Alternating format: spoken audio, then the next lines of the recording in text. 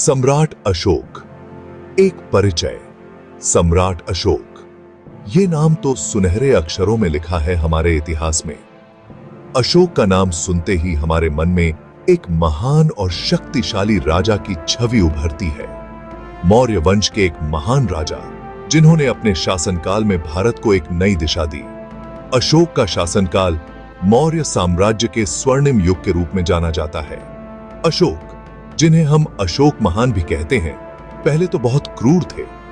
कलिंग युद्ध में उनकी क्रूरता की कहानियां आज भी सुनाई जाती हैं। लेकिन फिर उन्होंने बौद्ध धर्म अपना लिया और अहिंसा के पुजारी बन गए। बौद्ध धर्म अपनाने के बाद अशोक ने अपने जीवन को पूरी तरह से बदल दिया। अशोक की जिंदगी एक सीख है कि कैसे इंसान अपने कर्मों से अपनी और दूसरों की जिंदगी बदल सकता है। उन्होंने अपने जीवन में एक नई दिशा और उद्देश्य पाया। अशोक का राज न्याय, धर्म और दया का प्रतीक माना जाता है। उन्होंने अपने शासनकाल में न्याय और धर्म के सिद्धांतों को अपनाया और अपने प्रजा के लिए एक आदर्श राजा बने। उनके शिलालेख, खंबे आज भी उनकी महानता की कहानी बताते हैं। अशोक के शिलालेखों में उनके विचार और सिद्धांत स्पष्ट रूप से देखे जा सकते हैं। अशोक ने अपने जीते जी वो मुकाम हासिल कर लिया जो इतिहास में बहुत कम लोग कर पाते हैं।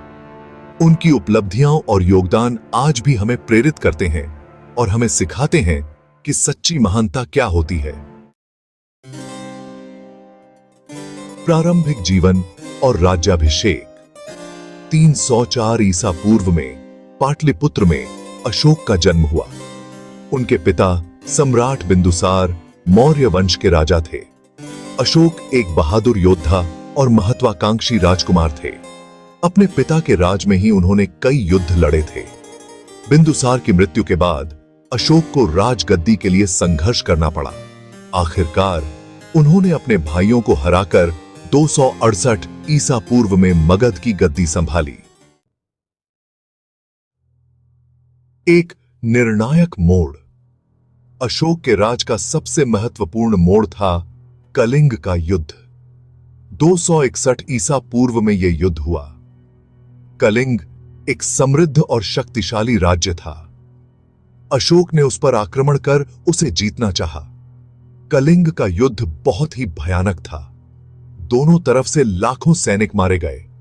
युद्ध में मची तबाही और खून खराबा देखकर अशोक का दिल दहल गया। सेक्शन 4, अहिंसा की ओर रुख। कलिंग के युद्ध के बाद, जिसमें हजारों लोगों की जानें गईं और अनगिनत परिवार बर्बाद हो गए, अशोक पूरी तरह बदल गए। युद्ध की विभीषिका और रक्तपात ने उनके हृदय को गहराई से झकझोर दिया। युद्ध की भयावहता ने उन्हें अहिंसा के मार्ग पर चलने के लिए मजबूर कर दिया। उन्होंने महसूस किया कि हिंसा और युद्ध से केवल विनाश और दुख ही मिलता है। उन्होंने बौद्ध धर्म अपना लिया, जो शांति और करुणा का संदेश देता है, और अपने जीवन को अहिंसा, प्रेम और करुणा के सिद्धांतों पर चलाने लगे। उन्होंने ध्यान और साधना के माध्यम से अपने भीतर शांति और संतुलन पाया। अशोक ने ऐलान किया कि अब से वो अपनी प्रजा को अपने बच्चों की तरह मानेंगे। उन्होंने अपने राज्य में न्याय और समानता की स्थापना के लिए कई सुधार किए। उन्होंने युद्ध और हिंसा को हमेशा के लिए त्याग दिया और अपने सैनिकों को भी अहिंसा का पालन करने का आदेश दिया और धम्म के प्रचार पर जोर दिया। उन्होंने बौद्ध धर्म के प्रचार के लिए कई स्तूप और विहार बनवाए ताकि लोग शांति और करुणा के मार्ग पर चल सकें। सेक्शन 5, धम्म का प्रचार। अशोक ने अपने पूरे राज्य में धम्म का प्रचार किया। उन्होंने शिलालेखों, स्तंभों और स्तूपों के जरिए लोगों को अहिंसा, सच्चाई, दया, क्षमा और अच्छे आचरण का संदेश दिया। उन्होंने अपने अधिकारियों को निर्देश दिया कि वो लोगों के साथ न्याय और ईमानदारी से पेश आएं। अशोक ने लोगों के भले के लिए बहुत से काम किए। उन्होंने अस्पताल, कुएं और सड़कें बनवाईं। सेक्शन 6, अशोक का शासन, उपलब्धियां और सुधार। अशोक के शासनकाल को भारतीय इतिहास का स्वर्णिम युग माना जाता है। उनके राज में कला, साहित्य, व्यापार और शिक्षा का विकास हुआ। उन्होंने अपने राज्य में एक अच्छी प्रशासनिक व्यवस्था बनाई। अशोक ने अपने साम्राज्य को एक शक्तिशाली और समृद्ध राष्ट्र बनाया। उनके द्वारा किए गए सुधारों का प्रभाव आने वाली कई सदियों तक भारत पर रहा। सेक्शन 7, मृत्यु और विरासत। सम्राट अशोक की मृत्यु 232 ईसा पूर्व में हुई। उनकी मृत्यु ने एक युग का अंत कर दिया। अपने पीछे उन्होंने एक मजबूत और समृद्ध साम्राज्य छोड़ा। अशोक का शासनकाल भारतीय इतिहास में स्वर्णिम युग के रूप में जाना जाता है। अशोक की मृत्यु के बाद मौर्य साम्राज्य धीरे धीरे कमजोर होता गया। उनके उत्तराधिकारियों में वह शक्ति और दूरदर्शिता नहीं थी जो अशोक में थी, लेकिन